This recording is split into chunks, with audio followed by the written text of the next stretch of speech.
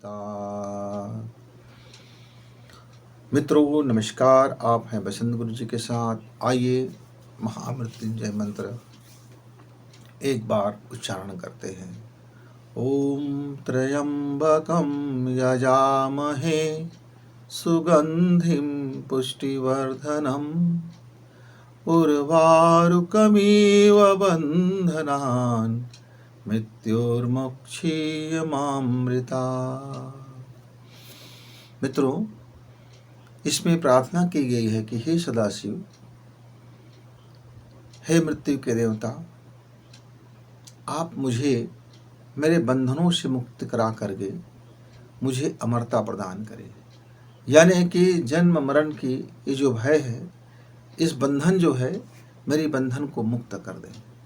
मित्रों, जब हम कोई बीमार हो जाते हैं तो हम इस मंत्र को आरोग्य मंत्र कहकर हम इसकी जप करते हैं, अनुष्ठान करते हैं, यज्ञ करते हैं, हवन करते हैं और कुछ आयुर्वेदिक जड़ी बूटियों का मिश्रण से हम स्वास्थ्य का लाभ करते हैं।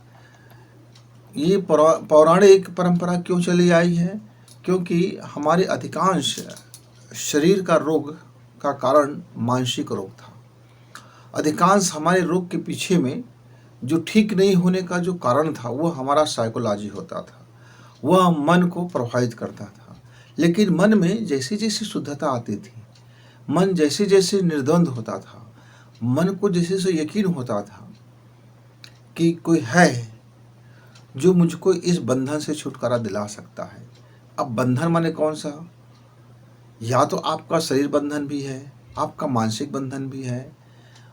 तो बंधन का पर्याय क्या है मित्र? बाद में इसको सिर्फ अनुष्ठान और जप तक के लिए इसको सीमित कर दिया गया, जबकि यह एक बड़ा शास्त्र है। क्या शास्त्र है? यह एक साइकोलॉजी है, जिंदगी को खुशहाल करने का साइकोलॉजी। जब आप इस महामंत्र को समझते हैं, इसके भाव को जब आप लाइफ में उतारते हैं, फॉलो करते हैं, तो मनुष्य खुशहाली से भर जाता है। अब वो कैसे खुशहाली से भरता है? सीधी सी बात है मित्रों, एकदम फंडा सीधी है कि जब तक आप अपने को बदलने के लिए राजी नहीं होगे, जब तक आप अपने हैबिट्स को चेंज करने के लिए खुद को तैयार नहीं करोगे, जब तक आप अपने मनोविज्ञान को नए परिवेश के लिए बदलने के लिए नहीं ठान लोगे, जब तक आप अपने खुद की दिनचर्या, खुद की जो थॉट है, जो आपका दृष्टिकोण है, जो आपका एटीट्यूड है, जो आपकी पर्सनालिटी है, उसमें जब तक आप अपने उन त्रुटियों को नहीं देखोगे, तब तक आप बदलने के लिए राजी नहीं होगे। मान लीजिए आपके पास एक शानदार घर है, चमचमाते हुए घर है, टाइल्स का लगा हुआ फर्श है, ग्रेनाइट पत्थरों से युक्त है और ग्लास है, मतलब ऐसा लगता है कि बाहर से कोई कमी नहीं है। लेकिन यदि कोई विशेषज्ञ आके कहता है कि आप इस घर की यह दीवार बदल डालो, यह दरवाज़ा बदल डालो, ये पर्दाएं बदल डालिए, ये टाइल्स जरा बदल डालिए, इसके पीछे दोष है, लेकिन आपको अपनी नज़रों से वह दोष दिखाई नहीं दे रहा है, तब आप उस विशेषज्ञ की भी बात नहीं मानेंगे ही नहीं। कहेंगे इसमें क्या दोष है, क्या बुराई है। तो सबसे पहले जब हमारे कोई लोग आपको मोटिवेट करते हैं, समझाते हैं, गुरुजन हैं, शिक्षक है, आपसे बड़े हैं या आपके समकक्षी हैं या विद्वान जन हैं या जो लाइफ कोच करने वाले होते हैं, जो जीवन को समझने वाले होते हैं, जो परिस्थिति को समझने वाले होते हैं, वे आपको समझाते हैं कि त्रुटियां आपके भीतर है, तो आपको लगता है यह व्यक्ति सिर्फ मेरी बुराई देख रहा है। बच्चे और पिता के बीच में अनबन हो गया है तो पिता सिर्फ बच्चे की बुराई देख रहा है और बच्चे सिर्फ पिता की बुराई देख रहा है। सास और बहू में विवाद आ गया है तो बहू सिर्फ सास की बुराई देख रहा है और सास सिर्फ बहू की बुराई देख रहा है। मतलब हम दूसरे की बुराई देख रहे हैं, हम दूसरे की कमजोरी देख रहे हैं, हम दूसरे की त्रुटि देख रहे हैं और हम लाख चाहे यज्ञ कर लें, हम लाख चाहे हवन कर लें, चाहे अंगूठी में जितना भी राशि रत्न पहन लें या फिर हम चाहे कुछ भी करते रहें या महामृत्युंजय का जप कर लें, हमारा रुक जाएगा नहीं। चाहे हम गायत्री महामंत्र का बहुत महायज्ञ भी करा ले अपने घर में, तब भी ये रुक जाएगा नहीं। दुनिया की कोई भी आपको बदल नहीं सकता जब तक आप स्वयं राजी ना हो जाओ। ईश्वर भी आपके घर में आके कहेगा कि बेटा तेरी ये गलती है, तेरी ये गलती है, तेरी ये गलती है, तेरी ये गलती है, इस गलती को ज़रा दुरुस्त कर ले, ठीक कर ले, तो फिर तू चंगा हो जाएगा। तब भी जब तक आपकी नज़र, आपका सोच, आपका स्वयं का विवेक जब तक उस बात को समझ नहीं लेगा, समझ करके वो मान नहीं लेगा, तब तक वो अपने को बदलने के लिए राजी नहीं होगा। तब तक आप बाहर से बदलते रहिए, कुछ भी करते रहिए, बदलते रहिए, बदल नहीं सकते। कई बार हम कक्षाओं में देखते हैं बच्चों को, जो क्लास में आते हैं, हम उनको बदलने की बहुत कोशिश करते हैं। उनमें से जो बच्चा राजी हो जाता है अपने कमजोरियों को दूर करने के लिए, अपनी हार्ड वर्क करने के लिए और अपनी उन चीज़ों को, मटरगश्ती को बंद करने के लिए, इधर उधर की लफ्फेबाजी को बंद करने के लिए, और वो अपने को जब बदलने के लिए राजी हो जाता है, तब शिक्षक के द्वारा बताए गए वही टिप्स को लेकर के वे अपने को ऊपर उठाने लगते हैं। जो 50% ही बच्चा था, अब वो 60% ही बन गया। 60 बनने के बाद वो 70 क्यों चल पड़ा, अब 70 बनने के बाद वो अपने आप को 80 क्यों ले चल रहा है। लेकिन वो कब ले चल रहा है, कब मेरे वो शिक्षक बंधु कामयाब हो रहे हैं, कब मेरे गुरुजी कामयाब हो रहे हैं, कब हमारे माता पिता कामयाब हो रहे हैं, कब हम कामयाब हो रहे हैं, जब आप अपने को बदलने के लिए राजी हो जाओ। मेरे एक मित्र हैं, पिछले 10 साल से मुझसे हर महीना अपने लाइफ के बारे में सलाह लेता है, और हर बार मैं जब सलाह देता हूँ तो हर बार जी हाँ बोलते हैं, हाँ जी बोलते हैं, जी हाँ, हाँ जी। और ये जी हाँ और हाँ जी सिर्फ वो मुंह से बोलते हैं, कभी वह अपने को बदलने के लिए राजी ही नहीं हुआ। वे चाहते हैं कि मैं कोई जादूगरी कर दूं, मैं कोई चमत्कार कर दूं, मैं ऐसा कोई हाथ फेर दूं जिससे उसके घर में सुख भी आ जाए, समृद्धि जी भी आ जाए, खुशी भी आ जाए, प्रेम भी आ जाए और सब कुछ आ जाए, और ये सब फ्री में आ जाए। फ्री का मतलब क्या है, वो मैं यदि पैसा कहूँगा तो पैसा देने के लिए राजी हो जाएगा। लेकिन उनको पता है कि यह व्यक्ति को कभी हम धन दौलत दान दक्षिणा इत्यादि दे नहीं सकते, क्योंकि मैं इसके लिए बाइकाट रखता हूँ। आप मुझको दोगे क्या? जिस परमेश्वर ने आपको दिया है, मैं उन्हीं परमेश्वर से नहीं मांग लूँगा। जब मैं खजांची से ही मांग सकता हूँ, तो आपने खजांची से मांगा हुआ, आप भीख मांग करके पोटली में कुछ रुपए रखे हैं, और फिर मैं आपसे फिर मांगूँ, मैंने एक भिखारी से दूसरा भिखारी बन जाऊँ, ये मुझे पसंद नहीं, ये मुझे गंवा, मैं बिल्कुल कतई बर्दाश्त नहीं कर सकता। तो मित्रों, यदि आपने जिस परमेश्वर से मांगा था तो आपको मिल गया, तो आप ऐसा कैसे सोचते हैं कि वह परमेश्वर मुझको नहीं देगा? हमारे बहुत से गुरुजी अपने अपने लिए खूब धन दौलत इकट्ठा करते हैं, वो होंगे, उनकी अपना स्वभाव होगा, लेकिन मेरा ऐसा नहीं। ऐसा उनको पता है, बस वो हाँ जी और जी हाँ बोलते हैं, लगातार हर महीने कुछ न कुछ चापलूसी करते हैं। उसका एक ही कारण है, वो सीधा चमत्कार चाहता है। और मैं ज़िंदगी में कभी चमत्कार को नमस्कार किया नहीं है। मैं चाहता हूँ कि आदमी अपने नेचर को समझे और अपने मूल से बदले, अपने मूलाधार को बदलाव करे, अपने कुंडलिनी को बदलाव करे, यानी खुद के आचरण को खुद समझ करके यदि वो बदलेंगे तो परमानेंट बदलाव होगा। तो मित्र, सबसे पहले आपके घर में, आपके परिवार में, आपके जीवन में यदि कोई अड़चन है, कोई पीड़ा है, कोई अनबन है, घर में अनबन हो रहा है, एक दूसरे के साथ झगड़ा हो रहे हैं, प्रेम मोहब्बत नहीं हो रहा है, सुख नहीं बरस रहे, समृद्धि नहीं आ रहे हैं, तो सबसे पहले एक ही चीज़ की ज़रूरत है, अपने को समझने की, खुद को देखने की, कि मैं अपना कौन कौन सा कमजोरी दूर कर सकता हूँ। मैं अपने मिडिल स्कूल में जब पढ़ाई करता था, मैं उस ज़माने की आपको अपनी बात शेयर करता हूँ। मैं यद्यपि बहुत पीछे में बैठने वाला बच्चा था, और तमाम विषय को जब शिक्षक पढ़ाते थे तो मारे भय के मैं कुछ भी नहीं बता पाता था, चुपचाप रहता था, कोशिश करता था लेकिन मन ही मन, लेकिन मैं खड़ा होकर के बता नहीं पाता था। माने मेरे अंदर का इंटेलिजेंट मेरे भय के कारण दबा हुआ था। तो मेरा एक कमजोरी था भय, और दूसरा कमजोरी था बोलने नहीं आना, क्योंकि बीच बीच पे ज़बान जो है चिपक जाती है, या बार बार में कुछ कुछ शब्द रिपीटेशन होने लगता है, ये कुछ डीएनए के कारण है। और तीसरी बात क्या था, क्रोधी होना। गुस्सैल होना। बचपन से मेरे शरीर के अंदर में मेरे एनर्जी बड़े गुस्से में आ जाते थे, तमा जाते थे, तो मैं इसलिए चुप रहा करता था और चुप्पी में और गुस्सा बढ़ जाता था।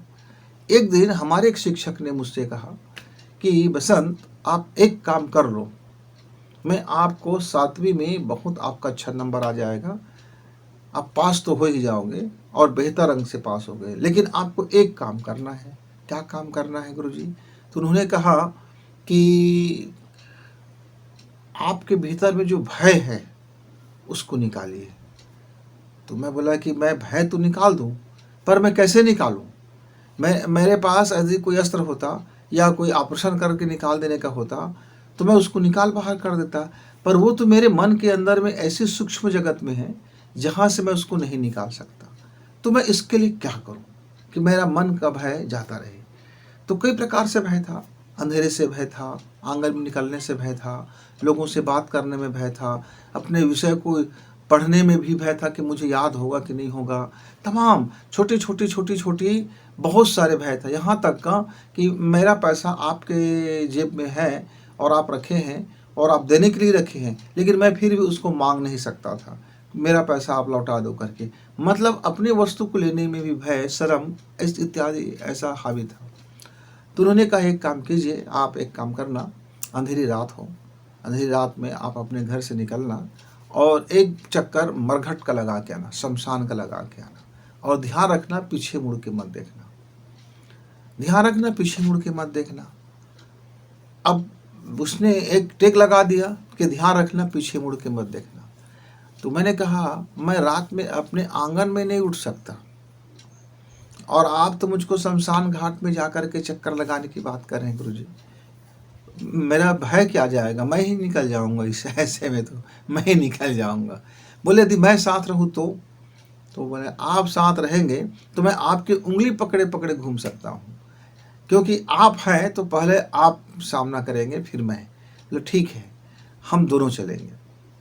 और मेरा वो शिक्षक चूँकि मेरे ही गांव का था, रिश्ते में चाचा जी लगते थे, तो हम दोनों ने मरघट की रात में सफ़र किया। और क्या किया उन्होंने, बड़ी चालाकी से धीरे से वो ऐसे पेड़ की ओट में छिप गए जहाँ से मैं देख ना पाया कितने समय वो पेड़ की ओट में छिप गए।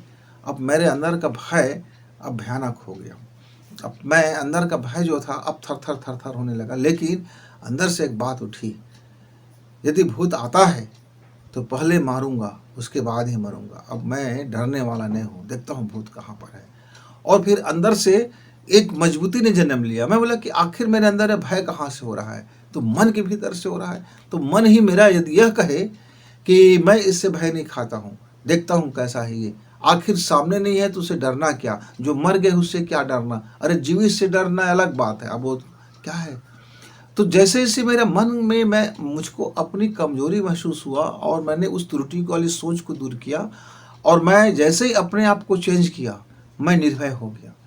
मैं निर्भय हो गया। 1 घंटा तक चाचा दी वो तमाशा देख रहे थे, और उसके बाद जोरदार ठहाका लगाते उन्होंने वहाँ से निकला और कहा कि देखो, मैं अपने इसी प्रयोग से मैंने अपने भय को जीता था, और जिस दिन से मैं इस भय को जीता, फिर मैं मैथ्स में, बायोलॉजी में और सारे विषय में मैं अपने को अच्छा करने लगा। उसके बाद आप एक काम करना, स्कूल में आपको जवाब सही है या गलत उसको मत सोचना।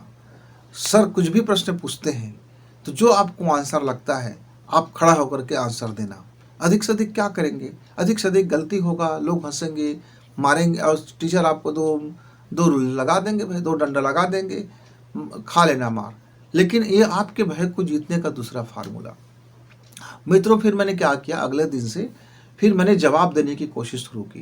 पहले पहले बहुत कम निकलता था, बिल्कुल नहीं के बराबर, लेकिन धीरे धीरे चूँकि मैंने सारे विषयों में जवाब देना शुरू किया, तो मैंने फिर धीरे धीरे अपना अंदर का जो टैलेंट था और इंटेलिजेंट था वो बाहर आने लगा। तो पर्देदारियाँ जितनी थी, त्रुटि वाली जो मेरा जो सोच था, मैं जैसे जैसे उस त्रुटि वाले सोच पर काबू पाता गया, यानी मैं समझता गया और एनर्जी को कन्वर्ट करता गया। भय था तो अभय में कन्वर्ट किया। मैं बात करने में हिचकता था तो उसको डेयर में हिम्मत करके मैंने हिम्मत वाली बात करना शुरू किया। और पहले मैं बोल देता था, सर मैं नहीं जानता इसका उत्तर सही है गलत है, लेकिन मुझको लगता है इसका ये उत्तर है। और धीरे धीरे धीरे धीरे मेरा वह जो कमजोरी था मैंने उसको पहचान करता गया और मेरा वो त्रुटि वाली सोच सुधरता गया। जैसे त्रुटि वाली सोच सुधरता गया मित्र, मेरी लाइफ में खुशहाली आने लगी, जिंदगी में महक उठने लगा, क्योंकि अब मैं निर्भय था, अब मैं अभय था, अब मैं परिश्रमी था, अब मैं अपनी बुरी आदतों को भी समझ सकता था और उस आदतों को जैसे मुझको लगता था कि मेरी ये आदत मेरी कमजोरी बन रहा है, तो फिर उस कमजोरी को कन्वर्ट करने की कोशिश करता, चेंज करता। तो सीधी सी बात फंडा यह है मित्र कि जब तक आप अपने वर्तमान अप्रोच में आपको त्रुटि महसूस नहीं होगा, तब तक आप बदलने को राजी नहीं होंगे, और जब तक आप बदलने को राजी नहीं होंगे तब तक आपकी परिस्थिति नहीं बदलेगी। घर में यदि पति पत्नी के बीच विवाद है तो सबसे पहले जो समझदार व्यक्ति होगा वह अपने पार्टनर से गुस्सा थूक करके वो बात करेगा और उनको एहसास नहीं दिलाएगा, बल्कि अपनी कमजोरी जिसके कारण से विवाद हुआ है उस कमजोरी को वह देखने की कोशिश करेगा। वह विवेक का छन्नी लगा करके अपने को बदलने के लिए राजी करेगा, खुद को। जैसे जैसे वो खुद को बदलेंगे धीरे धीरे उसके पार्टनर भी एक कालांतर में वो बदलना शुरू हो जाता है, पूरा घर बदलना शुरू हो जाता है। पहले आप खुद के अप्रोच को समझिए, खुद के दृष्टिकोण को समझिए, खुद के एटीट्यूड को समझिए, खुद के ईगो को समझिए, खुद के अहंकार को समझिए। आप खुद को पहले समझिए तो सही कि कहाँ कहाँ त्रुटि वाले विचार हैं आपके लाइफ में। ये त्रुटि वाले विचार क्या क्या बवंडर मचा रहे हैं। जैसे जैसे आप अपने इन त्रुटियों को समझेंगे आपको एहसास होगा, जब आपको एहसास होगा कि वर्तमान मेरा यह जो सोच है मेरे कहीं न कहीं पीड़ा में ये सहायक है, तो आप उसका जब स्वरूप बदलेगा तो स्वाभाविक है, तो उसका जो प्रतिफल होगा, प्रतिक्रिया होगा, वो बेहतर ही होगा। मान लीजिए मुझे बात बात में गुस्सा करने का मेरा स्वभाव था, मुझको एक दिन रियलाइज़ हुआ यार मैं अनावश्यक गुस्सा करता हूँ, मैं बड़ा टेंशनबाज आदमी हूँ। और ये मुझको रियलाइज़ हुआ 20 साल जीवन गुजर जाने के बाद। तो मैंने अपने उस टेंशन की भूमिका को समझना शुरू किया कि मेरा क्रोध आता कहाँ से है। सडनली मेरे मन में वो क्रोध आ जाता है और मैं अब क्रोधित हो जाता हूँ और मैं कई जगह अनावश्यक भी क्रोध कर बैठता हूँ। ये मेरी तामसी प्रवृत्ति आ जाता है। तो फिर मैंने प्रवृत्ति को समझा कि जब मेरे अंदर में तामसी प्रवृत्ति होगा, जबकि मेरा खान सात्विक था, भोजन आहार सात्विक था, जीवन शैली सात्विक था, फिर भी वो तामसिक प्रवृत्ति मेरे स्वभाव में, मेरे डीएनए से आ गया था। अब उसको समझना, उस त्रुटि को समझना और समझ करके उस पर काम करना। तो काम करते करते आदमी अपने इन चीज़ों को बदल सकते हैं। हाँ, प्रक्रिया थोड़ी धीमी हो सकती है, थोड़ा वक्त आपको लग सकता है, थोड़ा आपको टाइम लग सकता है और निरंतर उस पर काम करना पड़ सकता है, लेकिन आप अपने को पूरी चेंज कर सकते हो। लेकिन मेरे युवा मित्र, मेरे युवा साथी, आपको ज़्यादा ज़रूरत है अपने को चेंज करने की। क्यों? आप देखिए सही, कहीं आलसी है क्या, कहीं आपके सोच में मिलावट हो गया है क्या, कहीं आपका दृष्टि पहले से कोई चश्मा लगा के देखता है क्या कि दुनिया ऐसी है, कि दुनिया हरामखोर है, कि दुनिया आपकी कोई वैल्यू नहीं समझता, आपसे कोई प्रेम नहीं करता, आपके प्रेम मोहब्बत को कोई नहीं समझता, आपके माता पिता दुश्मन हो गए हैं, आपके भाई बंद आपसे नफरत करते हैं, लोग आपसे विश्वास नहीं करते हैं, ये दुनिया के लोग ऐसे हैं, दुनिया के लोग वैसे हैं, ऐसी की तैसी हैं। यदि ये चश्मा लगा करके आप दुनिया को देखोगे तो फिर दुनिया से लौट करके आपको वही मिलने वाला है, क्योंकि ये दुनिया एक कुआं की भांति है। जहां आप एक कुआं में यदि आपने राम कहा तो पूरा कुआं लौट करके आपको राम राम कहेगा। तो मित्र, आप समझ जाइए कि अपने इस विचार को अंतरिक्ष में जो चीज़ आप बाहर निकालते हो वो लौट करके आपके पास ही आता है। अब वो आपके पास जब कर्म फल आता है तब आपको लगता है कि मैंने ये कर्म नहीं किया था, लेकिन आप भूल चुके होते हैं, आप वो कर्म करके दूसरे कर्म में लिप्त हो चुके होते हैं। आप जरा बहुत जल्दी भूल जाते हैं, क्योंकि भूलने में आप माहिर होते हैं, भूलते नहीं हैं, पर स्वयं की गलती को कौन याद करेगा। आपको मूर्खता लगता है, बेवकूफ़ीपन लगता है, इसीलिए हमारी लाइफ में कोई चेंजेस नहीं होता। मैं महापुस्तरण भी कर लूँ किसी मंत्र का, तब भी मेरे जीवन में राई रत्ती फर्क पड़ने वाला नहीं है। क्यों? क्योंकि मैंने अपने को अभी समझा नहीं है, और ना मैं अपने त्रुटि वाली सोच को देखा है, और ना मैं अपनी त्रुटि को बदलने के लिए राजी हूँ, ना मैं अपने लाइफ में कुछ बदलाव करने के लिए तैयार हूँ। जब मैं तैयार नहीं हूँ, अब मैं तैयार नहीं हूँ तो फिर मैं बदलूंगा कैसे? कल्पना कीजिए मित्र, आपके आंगन में 10 घड़े हैं। 10 घड़े में से 8 घड़ा आपका उल्टा पड़ा हुआ है। अब वो घड़ा राजी नहीं हो रहा है अपने मुंह को ऊपर खोलने का, और भरी बरसात बरस रहा है, खूब पानी बरस रहा है, खूब झमाझम पानी बरस रहा है, पर वो 8 घड़ा, आप उसको कहते कहते थक गए, आप सारा सुना चुके, हाँ हाँ बोलते रहे।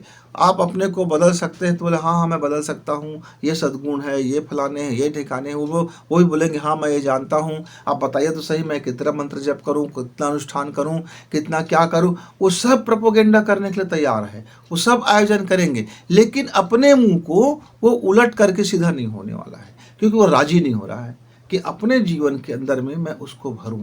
वो आपको दिखाने के लिए, वो आपको बताने के लिए सारी आयोजन कर देगा, तमाम पाखंड कर देगा, बड़ी बड़ी जप कर देगा, बड़ी बड़ी अनुष्ठान कर देगा, यज्ञ कर देगा, हवन कर देगा, राशि रत्न पहन लेगा, दान कर देगा, दक्षिणा कर देगा, भंडारा कर देगा। लेकिन आप उसको कहते हो कि आप अपनी जो उल्टा लटक गए हो भैया, वो जरा सीधे हो जाओ, सीधे हो जाओ। सीधे हो जाओगे तो वर्षा का पानी आएगा तो आपका जो खाली जीवन है वो भर जाएगा।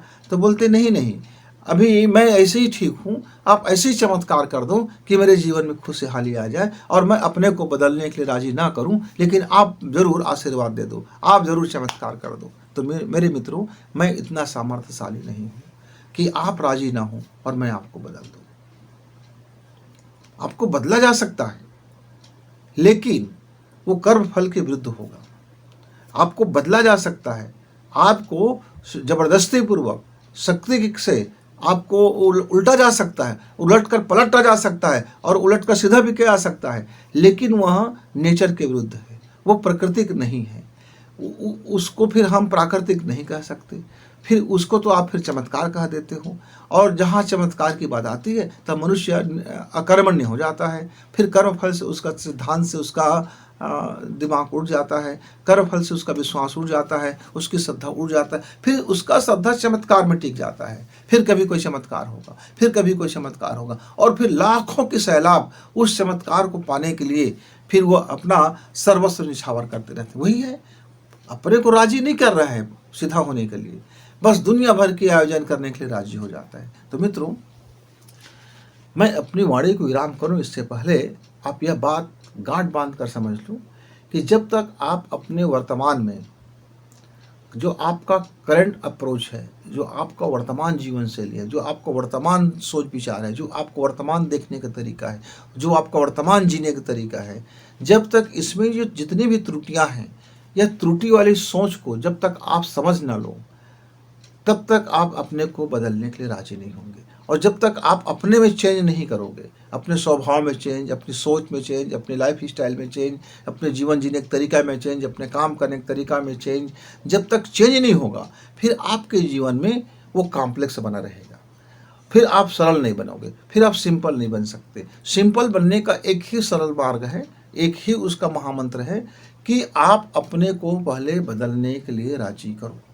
यदि आप मन से, अंतर मन से, शुद्ध मन से, अवचेतन मन से, पवित्र मन से यदि आपने अपने दिमाग को राजी कर लिया, अपने स्वभाव को राजी कर लिया, अपने अंतःकरण को राजी कर लिया, अपने सोचने के तरीका को राजी कर लिया, तब आपका बदलाव होने में केवल कुछ मिनट ही लगेंगे, और आपके अंदर में फिर वह अमृत जो बरस रहा है वो भरना शुरू होगा।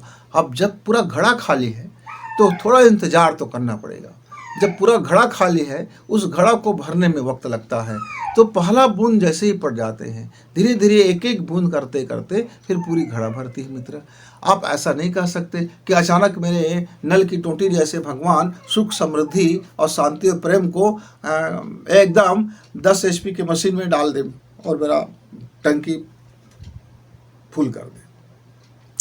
प्रकृति का नियम है, ईश्वर का नियम है, वह एक एक बूंद देता है और हर बूंद में वो टेस्ट करता है कि कहीं इसका फिर अपना ये जो कारोबार है, ये इसका कर्म है, कहीं उस कर्म में ये ठीक ठाक चल रहा है कि कहीं त्रुटि वाला है। तो जहाँ जहाँ फिर लगता है कि आप त्रुटि कर रहे हो, वो फिर वह बूंद बरसना बंद हो जाता है। तो धीरे धीरे एक एक बूंद एक एक बूंद एक एक बूंद करके फिर आपके सुख की बूंद आती है, समृद्धि की बूंदें आती है, शांति की बूंद आती है, प्रेम की बूंद टपकते रहते हैं धीरे धीरे, रोज का रोज, रोज का रोज, रोज का रोज, दिन भर दिन भर दिन भर, हर मिनट वो एक एक बूंद टपकाते रहते हैं। और आपको लगता नहीं है कि मेरे पास अचानक दिख जाए। तो मित्रों, आप अपना जिंदगी को खुशी से महका सकते हो अपने त्रुटि वाली सोच को समझ करके, अपने को राजी करके और अपने में बदलाव ला करके। फिर मिलेंगे, तब तक गुरु जी को इजाज़त। नमस्कार, धन्यवाद।